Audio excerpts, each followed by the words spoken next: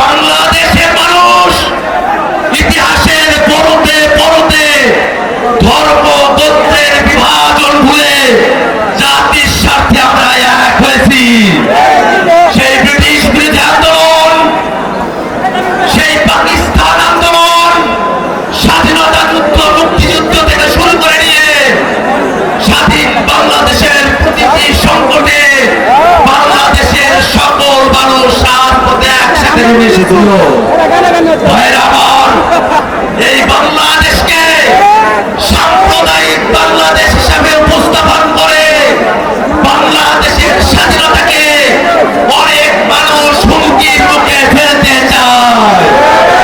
এই বাংলাদেশের হিন্দু মুসলমান, এই বাংলাদেশের বৌদ্ধ খ্রিস্টান, এই বাংলাদেশে সম্প্রীতিতে বসবাস করবে, সেটা যদি কারো পছন্দ না হয় সে ঘরের এক কোণায় বসে কাঁদুক। বাংলাদেশকে সাম্প্রদায়িক বলে গালি দেওয়ার অধিকার কোনো মানুষের না। এই বাংলাদেশকে নিয়ে, এদেশের স্বাধীনতা সার্বভৌমত্বকে নিয়ে নানা ধরনের ষড়যন্ত্র চলছে।